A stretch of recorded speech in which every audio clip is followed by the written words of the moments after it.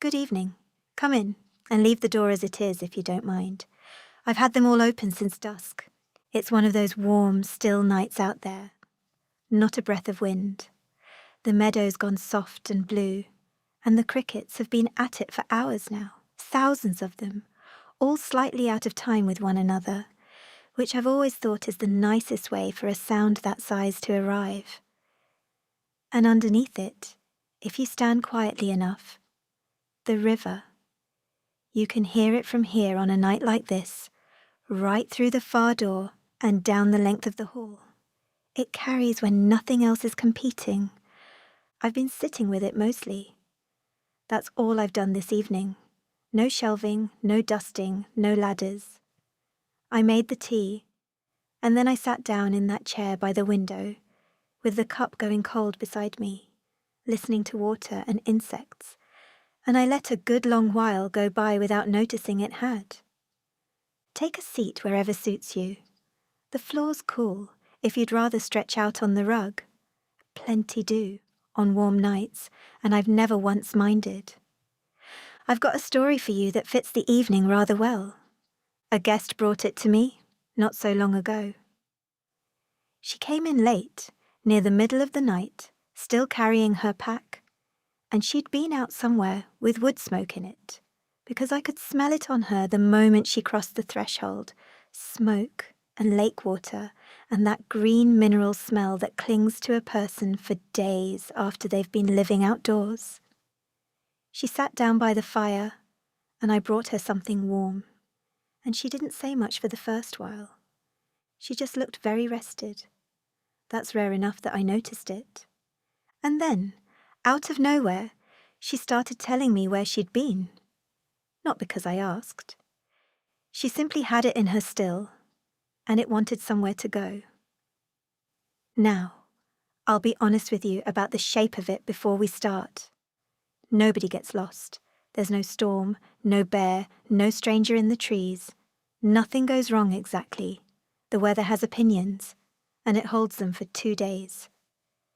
But nothing goes wrong. She was there to photograph the stars, you see, and the sky took a good while to come round to the idea. She had the camera out before she'd finished her drink, held up the little bright square of it for me, there in the dark by the fire, still cupping her hand over the screen out of habit. I've thought about that picture a fair bit since. I wrote the rest of it down afterward, because it seemed a shame to let a thing like that only exist the once. It's called Nowhere Else to Be.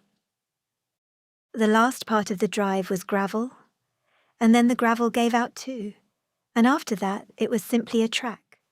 2 pale ruts running through the trees with a green ridge of grass between them, brushing softly along the underside of the car.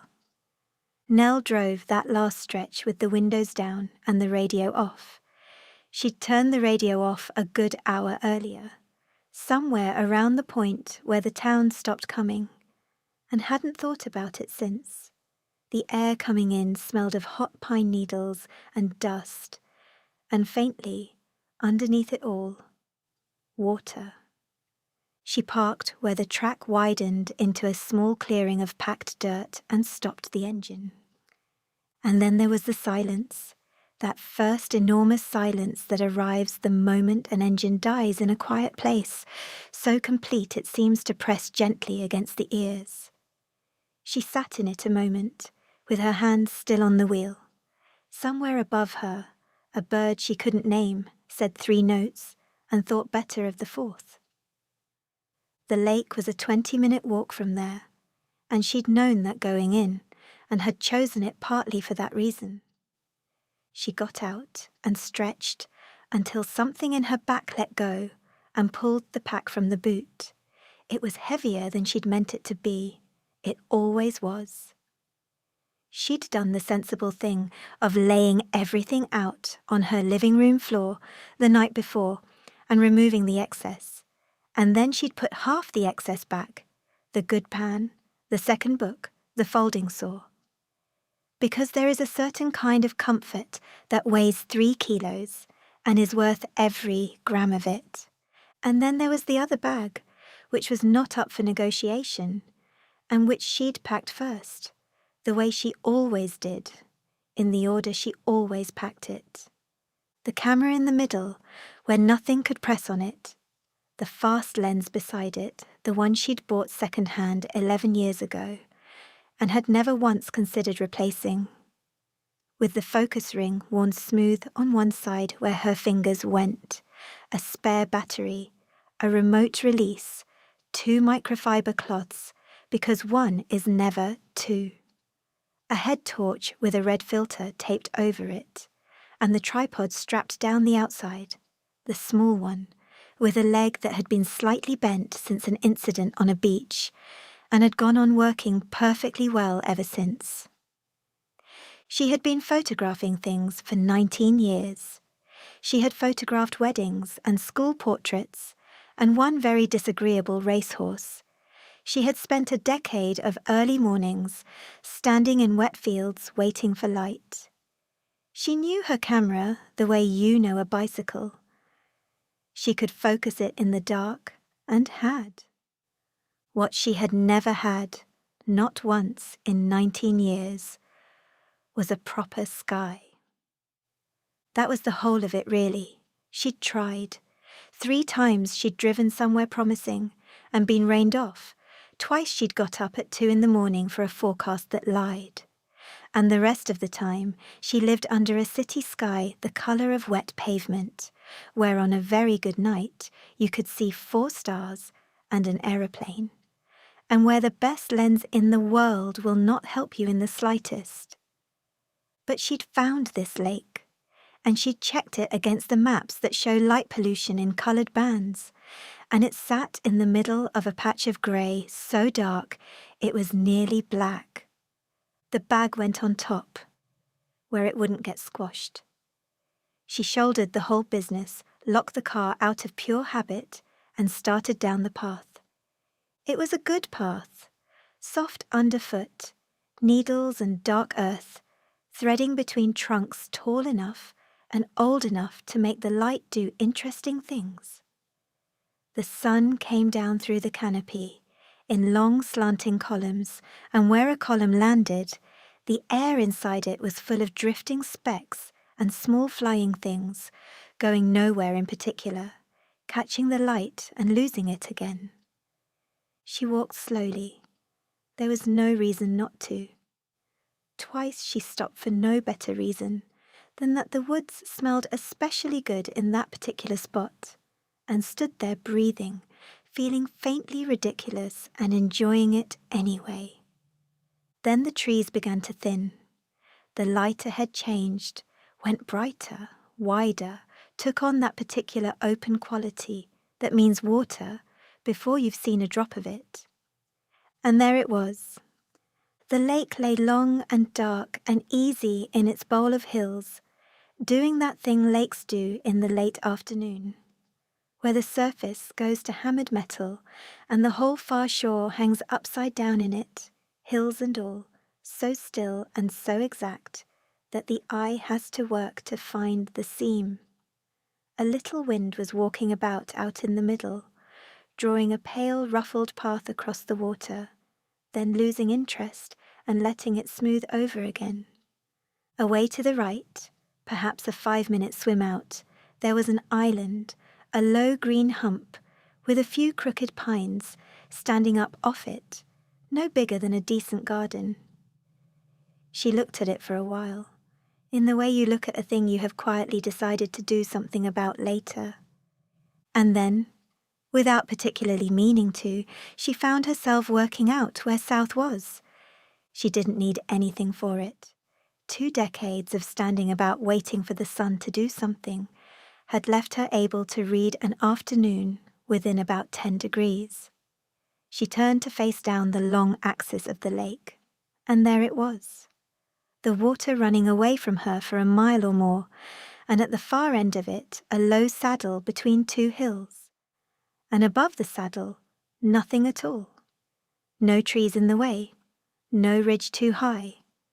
Just a clean open wedge of sky sitting in exactly the place the galaxy would rise into, if the galaxy could be persuaded.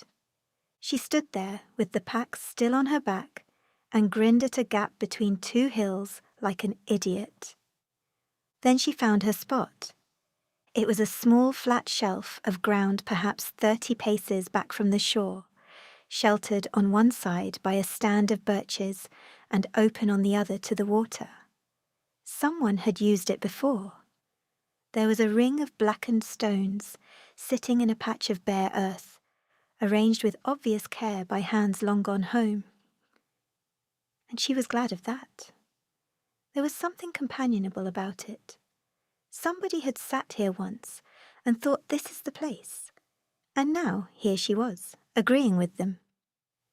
She set the pack down. Her shoulders floated up an inch without her asking them to. And then came the part she'd been quietly looking forward to for weeks, which was the setting up.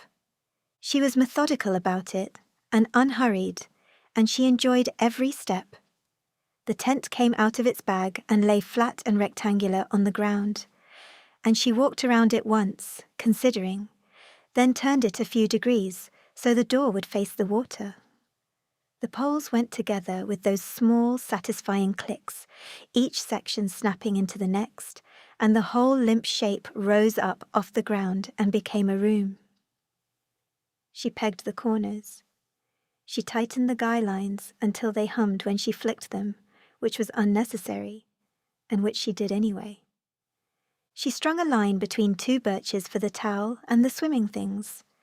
She laid out her mat and her sleeping bag inside, pushed her spare jumper into a stuff sack for a pillow, and set her book and the red torch in the pocket by the door, where she'd find them in the dark without sitting up. Then she went and gathered wood, which took longer than the tent had and was twice as pleasant, wandering the tree line, picking up fallen branches, snapping them across her knee to test them, keeping the ones that broke with a dry crack, and rejecting the ones that bent. She dragged back a long dead limb and cut it into lengths with the folding saw, sitting on her heels, the blade going shush, shush, shush through the wood, and the pale sawdust piling up in a little cone underneath. She built a small stack of firewood sorted by thickness, 3 piles. Nobody was ever going to see them, and they pleased her enormously. And then, quite suddenly, everything was done. There was nothing whatsoever left to arrange. She stood in the middle of her small, well-ordered camp, with her hands hanging by her sides, and she felt the whole shape of it open up in front of her. 3 nights, unclaimed, with nothing written on them at all, and she laughed out loud, once, at nobody. Then she went swimming. The water was cold in the way that seems personally offensive for about 4 seconds, and then becomes the best thing that has ever happened. She went in off a low grey slab of rock, gasping, arms up, and then pushed off from the bottom and swam out with her chin low, feeling the cold slide over her shoulders and settle. Out past the reeds, it deepened and went colder still, in slow-moving layers, so that her feet found chill and her back stayed warm. She rolled onto her back and floated with her ears under the surface, and the world above went to blue and drifting cloud, and the world below went to that strange muffled hum a lake makes. No sound she could name, exactly, just the low-held note of a great deal of water being very old and very calm about it. She floated until her fingers pruned. Then she swam back with slow, wasteful strokes, hauled herself up onto the grey slab, and lay flat on the sun-warmed stone with the water running off her, and did not move for the better part of an hour.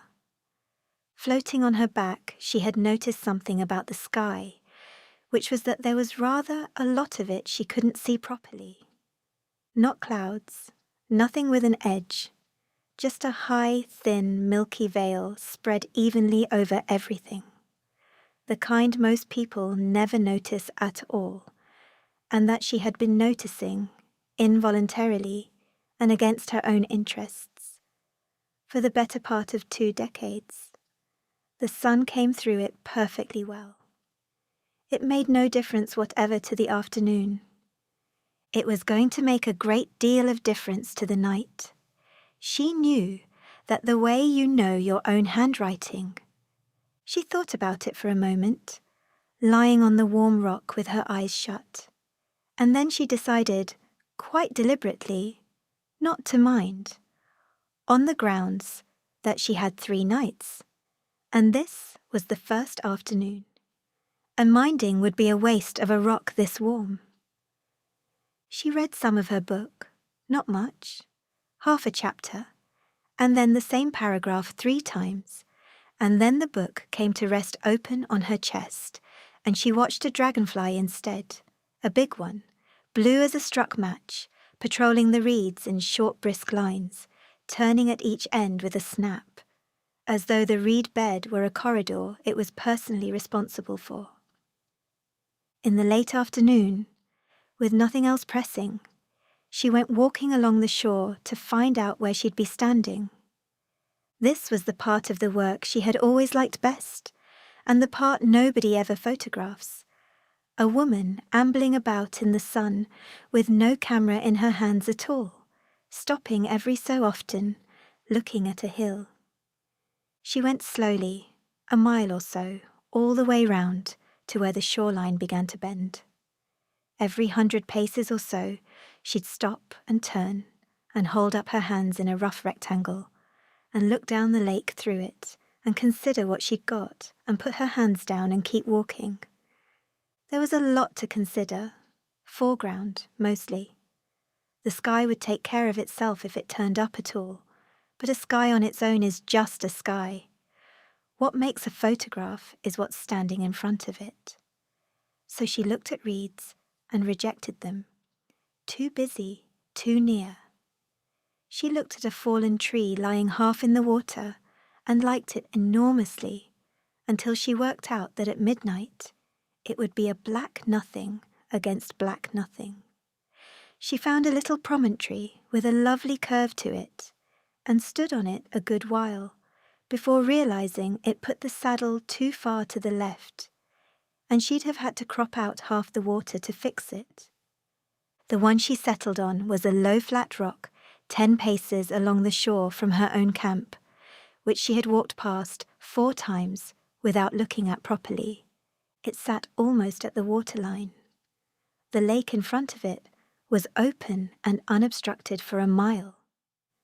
The saddle between the hills sat dead center above it, and 2 of the crooked island pines, off to the right, just clipped the edge of the frame, small, black, unmistakably trees, so that anyone looking at the picture afterward would have some way of understanding how big the rest of it was. She stood on the rock and looked at it all for a long time, holding nothing, and knew she'd found it. Then she went back to camp and did not touch the camera bag, because there was nothing yet to point it at, and she had learned some years ago that the surest way to be tired at midnight is to be busy at 6.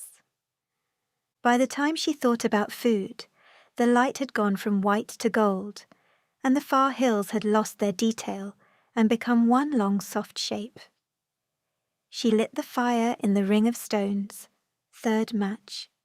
The first 2 were her own fault for rushing, and fed it up carefully from the smallest of her 3 piles until it caught properly and settled into itself. Dinner was a pan of something simple, which is to say, it was rice and a tin of things, and rather more pepper than she'd have used at home. She ate it straight from the pan, sitting on a log she'd dragged over, with the pan hot on her knee through a folded cloth, and the fire ticking away in front of her. It was, without any exaggeration at all, one of the best meals of her year. She washed the pan in the shallows, scouring it with a handful of coarse sand, and set it upside down on a rock to dry. And then the evening did its long, slow business of ending. She watched the whole thing from her log with a hot drink cupped in both hands and gave it her complete attention. Probably the first time she'd given anything her complete attention in months. The sun went behind the western hills, and the sky above it turned peach, then rose, then a deep bruised violet that lasted far longer than seemed reasonable. The thin veil that was going to ruin her night turned out to be the best thing in the sky all along. It took the color and held it and spread it flat across the entire west. So the sunset went on for nearly an hour in slow stages, each softer than the last. The lake copied all of it, faithfully, every color, so that for a while there were two skies and she was sitting between them. Every instinct she had told her to go and get the camera. She sat where she was and drank her tea. The swallows came out low over the water, cutting fast and jinking, so quick and so certain that following one with her eyes felt like a game she was losing on purpose. Then the swallows went in, and the bats came out to take the same shift, working the same air with a different, flickering style. And then it was properly dark, and she looked up, and there was almost nothing there.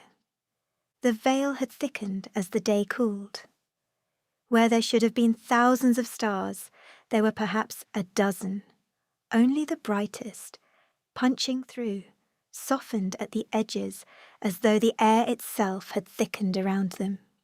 No galaxy, no powder, just a low pale lid over everything, faintly lit from beneath by the last of the west. She stood in the middle of her camp with her head back and considered this. And what she felt, slightly to her own surprise, was not disappointment. It was something much closer to relief, because it meant the first night was free. There was nothing to attempt and nothing to get right. The camera could stay in its bag, and she could sit down by a fire on a warm, dark evening and do absolutely nothing about any of it. So she did. She sat with the fire a long time. She fed it in ones and twos, no rush, letting it burn low between logs, watching the shapes inside it, the small blue flames that run along a fresh piece, the caverns and cities that open in the coals and collapse and open again. Sparks went up in slow spirals and died somewhere above her head. She learned things about that fire sitting there. She learned that one of her 3 piles spat and moved it further from the tent. She worked out where to sit so the smoke didn't follow her, which came down to about 2 feet and a great deal of trial. She discovered that if she pushed the coals into a low mound before adding anything, the new log caught almost at once, and that if she didn't, it sulked. Somewhere far out on the water, a bird called, one long, wavering, unearthly note that went out across the whole lake and came back off the hills a half-second later. Nell had no idea what it was. She sat very still, hoping. And after a while it called again, further off, and then not at all. The dozen stars stayed a dozen. The lake made small noises against the rocks, tiny and irregular, a soft knocking of water on stone that never quite fell into a rhythm. She banked the fire down properly, rinsed her cup, and crawled into the tent with her boots left in the porch and zipped herself into the sleeping bag with the door open a hand's width to the night air. Sleep came for her almost immediately and took her without any argument at all to the sound of water knocking gently against stone. She woke early and cold and completely. The light coming through the tent was pale and grey gold, and there was that particular hush outside that only happens before things have properly started. She lay a moment in the warm pocket she'd made, negotiating with herself, then gave in and got up, dragging the sleeping bag with her round her shoulders like a cape. The lake had gone. Or rather, the lake had put on mist, a low white blanket of it lying flat on the water, waist deep, so that the reeds came up through it, and the far shore was gone entirely, and the whole world ended 40 feet out. It was absolutely still. The sun wasn't over the hills yet, but the sky above was already bright, and the mist glowed faintly from within, the way a lampshade does. She stood there in her sleeping bag, with her bare feet freezing on the wet grass, and did not think about anything at all. And then she thought, oh, come on. She fetched the camera, still wearing the sleeping bag, hopping across the wet grass, muttering, and set the tripod up at the shore, and spent the next 20 minutes photographing something she had made no plans for whatsoever. She shot the reeds first, standing up out of the white. Then the sun coming over the eastern ridge and laying a long, dazzling road across the water. Then, when the mist began to lift, peeling off the surface in slow drifting sheets and thinning into nothing as they rose, she went low, right down on her elbows in the wet, so that the whole frame was white and gold and one dark reed, and got 3 frames of it before the light changed and it was over. She sat back on her heels in the soaked grass and laughed at herself, because she'd come a very long way for one particular photograph and had been ambushed at dawn on the second day by an entirely different one. The mist frames turned out lovely, as it happens. 2 of them, in the end, but that came later. Then she made coffee. It was not good coffee. It was, in fact, quite bad coffee, gritty at the bottom and too strong at the top, and she drank all of it, sitting on her log with her hands wrapped round the cup and the steam going up past her face into the cold.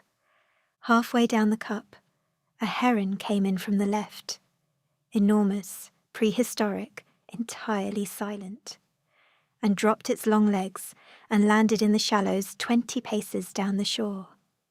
It stood there. Nell stood there. Neither of them commented. It stayed a quarter of an hour, doing nothing whatsoever, then took 2 slow steps, and leaned, and came up with something small and silver, and swallowed it in one long ripple down its neck, and resumed standing. She never once thought about the camera. She noticed that afterward, and was rather pleased. Eventually it left, unfolding upward with 3 enormous slow wing beats and going low out over the water in the direction of somewhere else. That was before breakfast, and the day had a great deal more in it than that. She ate porridge with too much honey in it, and by the time she'd washed the pot, the mist was gone, and the island was back, sitting out there in the flat morning water, looking distinctly like an invitation. So she went. She wrapped her sandals and a shirt in a dry bag, tied it off, and swam out, with the bag bobbing along behind her on its cord. And it was further than it looked, which is a thing islands are famously good at.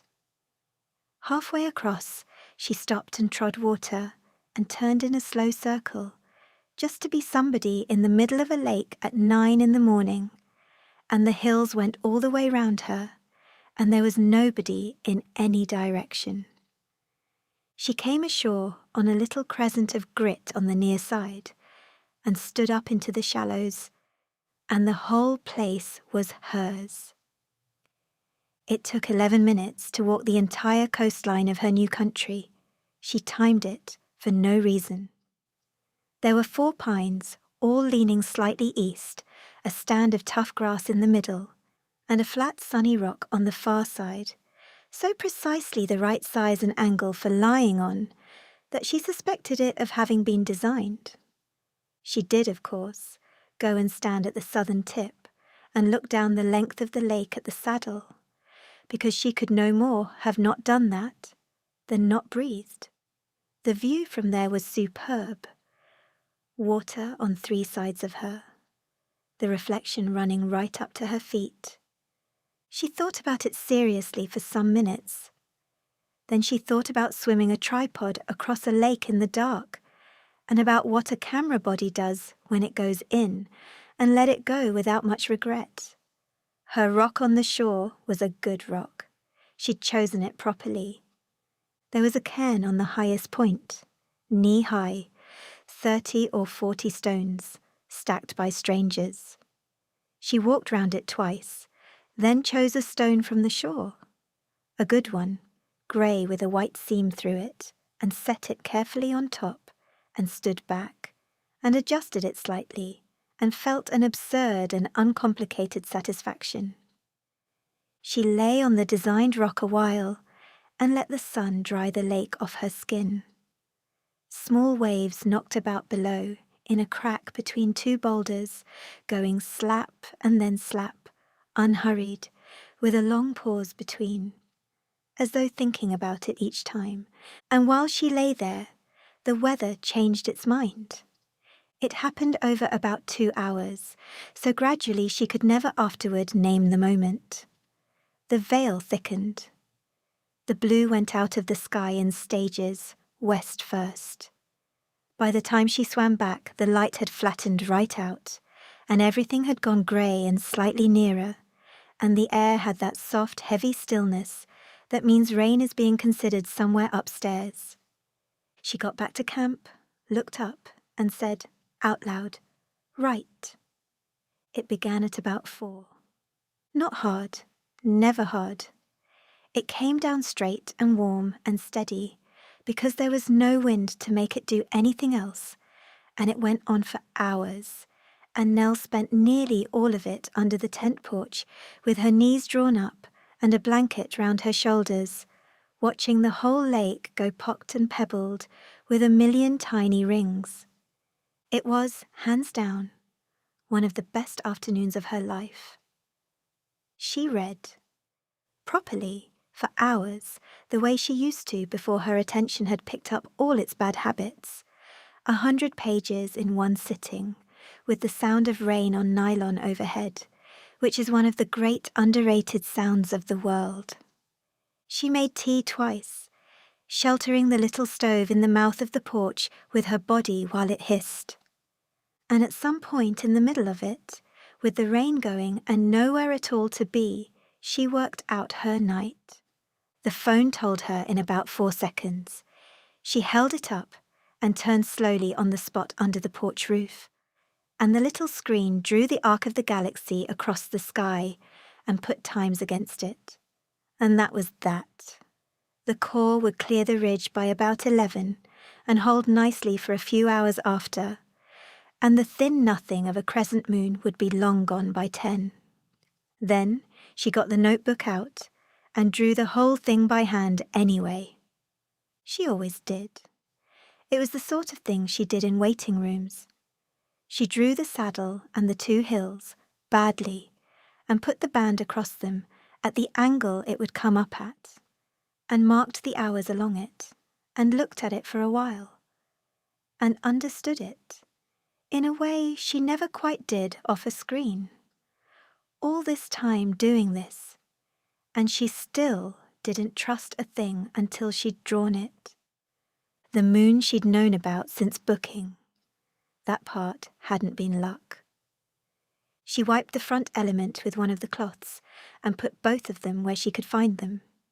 She checked both batteries and put the spare in the inside pocket of her coat, where it would stay warm, because cold batteries die fast, and she had learned that one in a wet field in February a long time ago. And then she set the tripod up under the porch, in the dry, fully extended, camera already mounted, lens cap off, strap wound round a leg so it couldn't swing. It stood there all evening, looking absurd and enormous, like a heron of her own, and every time she glanced at it, she felt a small, ridiculous flutter that all the years had done nothing whatsoever to wear down. The rain thinned at about 7 and stopped entirely by 8, and for a quarter of an hour the sun came through a long low gap beneath the cloud, gold and level, so that the whole eastern shore lit up, while the grey lid stayed exactly where it was. Everything smelled overwhelmingly of wet earth and warm pine and green things. There was a rainbow standing over the eastern hills for about 4 minutes, going about its business, entirely unattended. She got the fire going again out of damp wood, which took real work and gave her real pleasure, and built it better than the night before. A small pyramid on a bed of ash, lit low, fed from the side. She'd worked out which log was the good log to sit on and which way to angle it, and she'd moved it. She tried something new with supper, because she had the time and the wood, and nobody to disappoint. Dough mixed in the pan from flour and water, and a great deal of guesswork, wound in a long spiral round a peeled green stick and held over the coals. She turned it slowly for a quarter of an hour, crouched down close, feeling the heat on her face and the stick going warm in her hands. It came off in a hollow golden tube, blackened along one side, doughy in the middle, and she ate it standing up with butter melting into it and burnt her mouth doing so, and it was excellent. The cloud went at about 11 in a hurry, as though somebody had remembered an appointment. She watched it happen. She was sitting with the last of the fire, and she saw the western edge of the overcast come apart and slide east and take the whole grey lid with it. And behind it there was black, and in the black there were stars, thickening by the minute. She was up and at the tripod inside about 40 seconds, and that was when a very fine white mist began to rise off the warm, wet ground. She knew what it was before it had finished doing it. She'd seen it happen 100 times on 100 mornings. She simply had never before watched it happen to her at the exact moment she needed the air to be empty.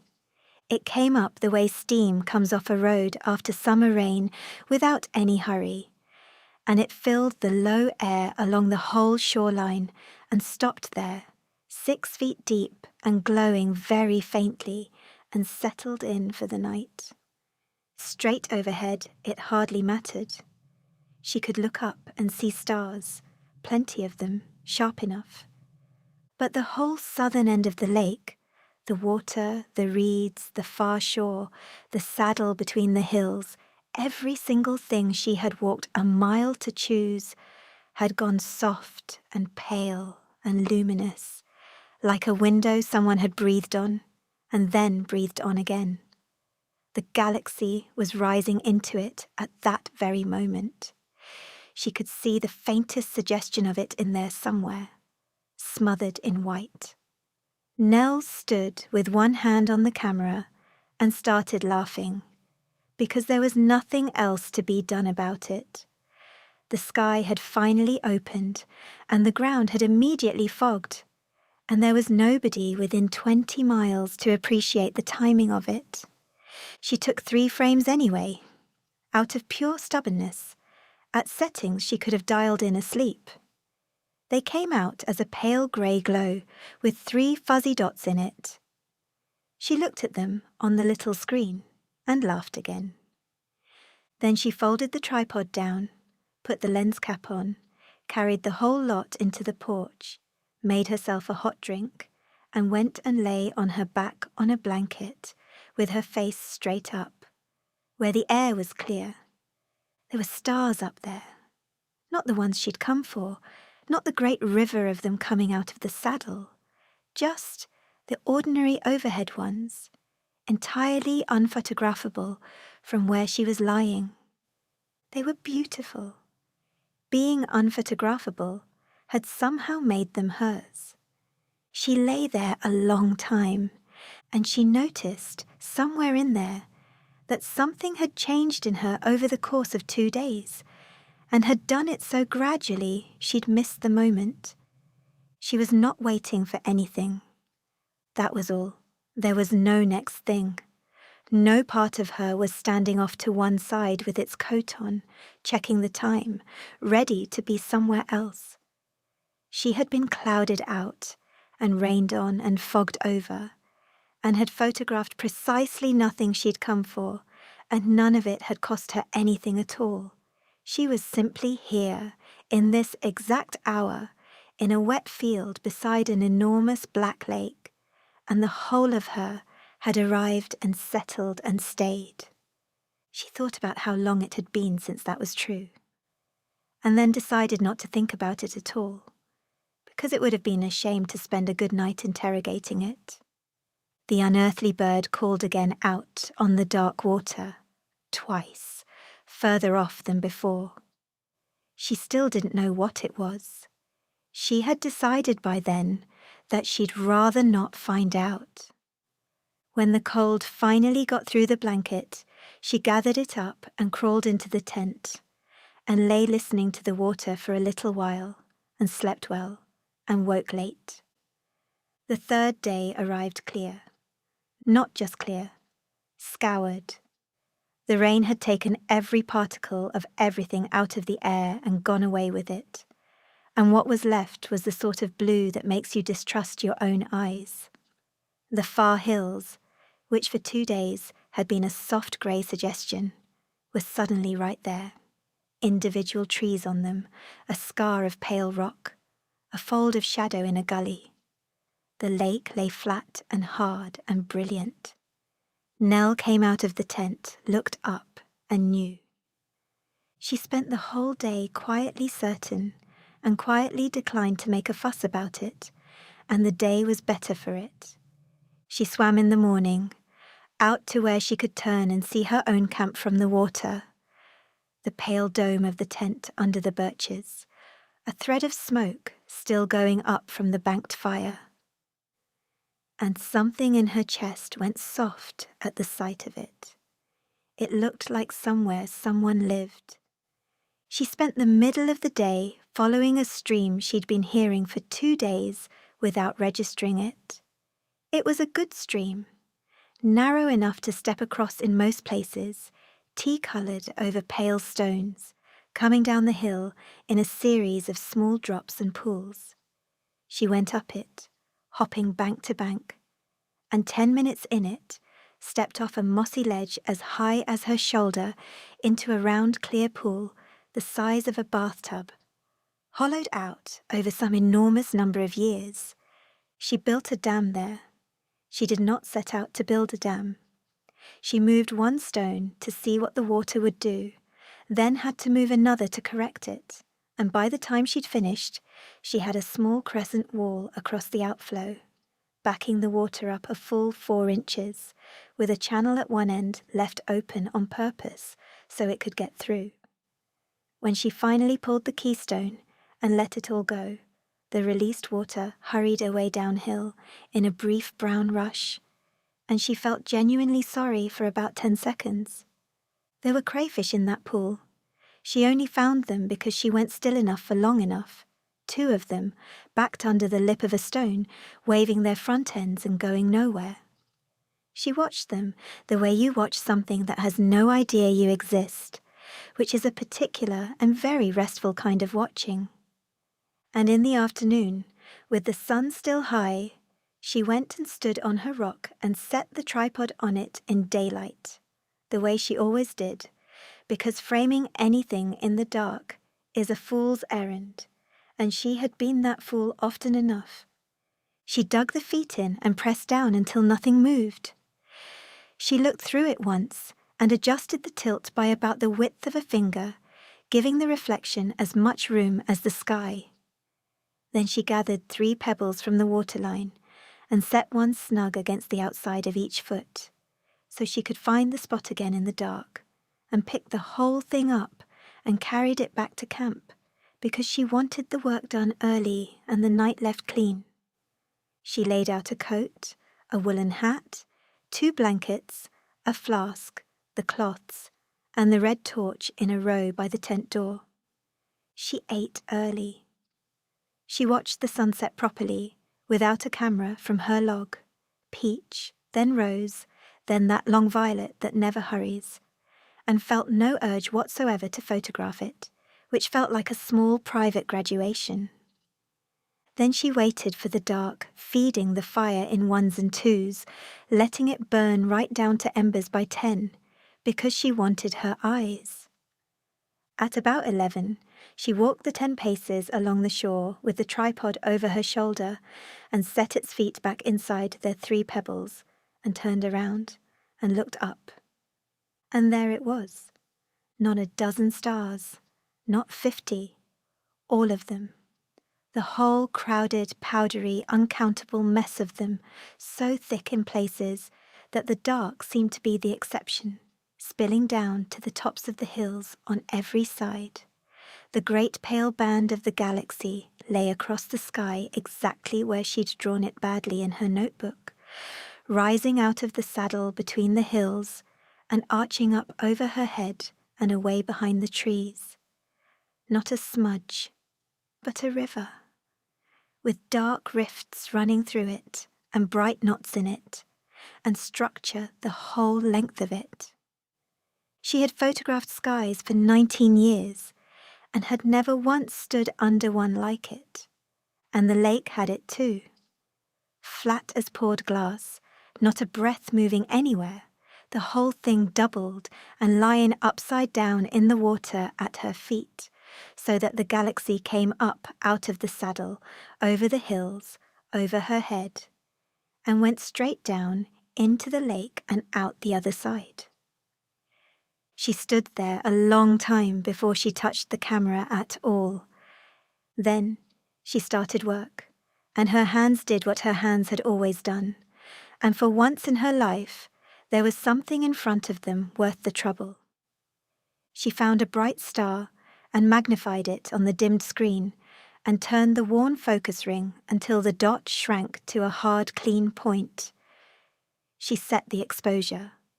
She plugged the remote in by feel, the little click of it seating in the port. She checked the level.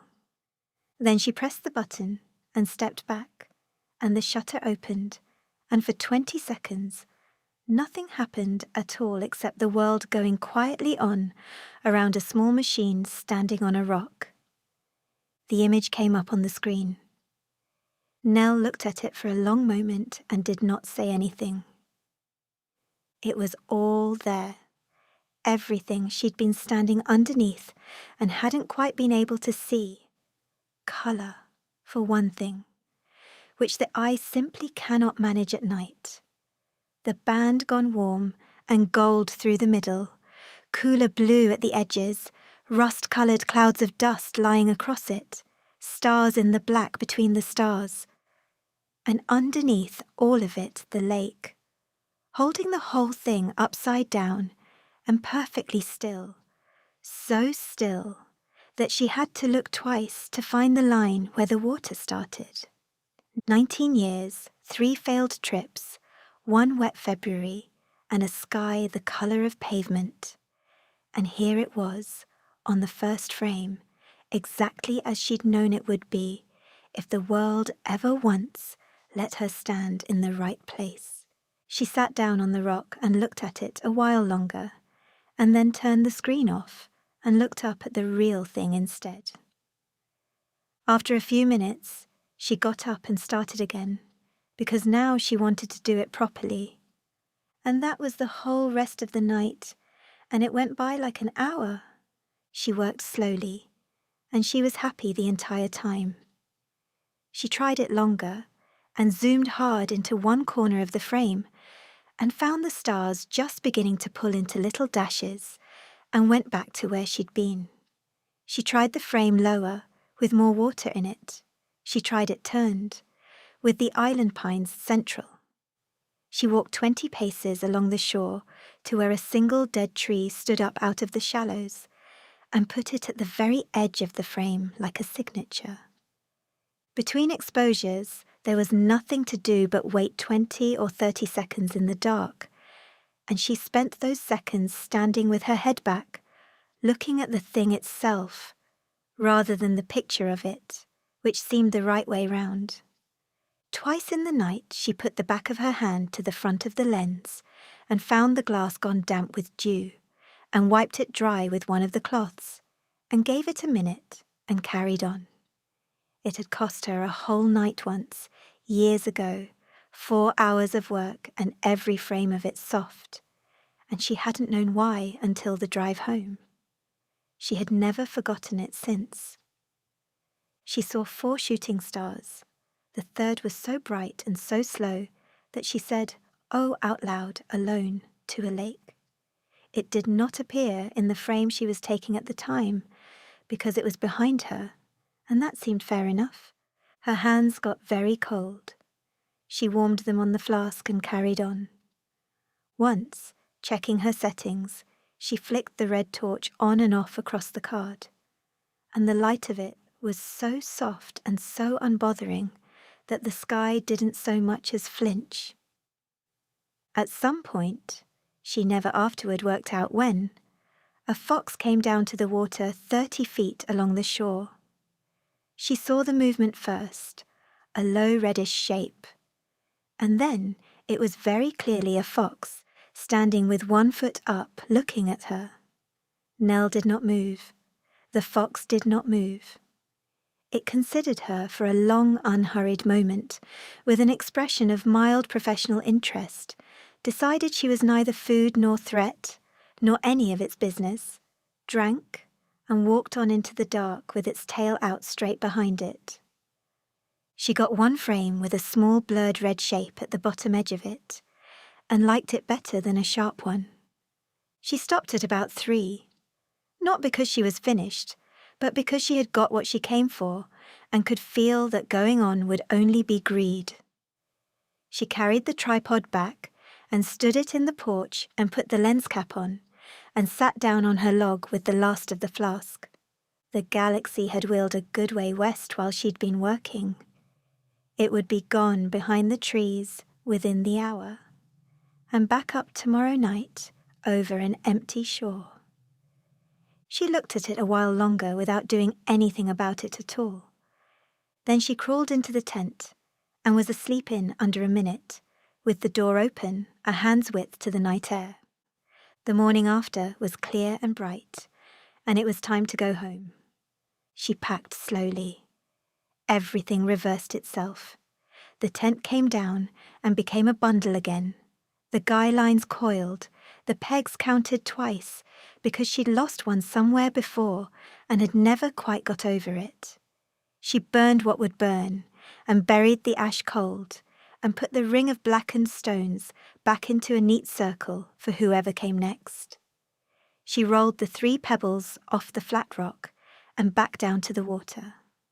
When she was done, the little shelf of flat ground under the birches looked exactly as it had when she found it, which was, she thought, the whole job, really. She stood at the water with the pack already on her back, letting the straps settle, and gave it one last long look. The lake flat and bright, the reeds, the grey slab of rock, the island sitting out there with its cairn on top, and her stone somewhere in it, the hills lying over one another into the distance and going paler with each range, and above the saddle at the far end, nothing at all but a great deal of harmless blue. The lake had asked nothing of her the entire time she'd been there. It hadn't needed her to be interesting, or capable, or any particular way at all. It had lain there being enormous and cold and old, entirely indifferent to whether she came or went. Indifferent, too, to whether the sky cleared or didn't, and to how badly she'd wanted it to. And somehow, that indifference had turned out to be the kindest thing anyone had offered her in a very long while. She turned and walked back up through the trees. The path was just as soft. The light came down in the same slanting columns. Somewhere behind her, the water carried on doing precisely what it had been doing before she arrived, and would go on doing all through that night and the night after it, with the whole spilled river of the galaxy coming up out of the saddle at 11 and lying down across the water, whether or not there was anybody standing on a rock in the cold with a bent tripod to see it. She found she liked knowing that. She liked it very much. The photograph got printed, eventually, rather larger than was sensible, and hung in the hallway of a flat in a city where you can see 4 stars and an aeroplane. In 19 years of doing this for a living, she had never once hung her own work on her own wall. She had always found the idea faintly embarrassing. She made an exception.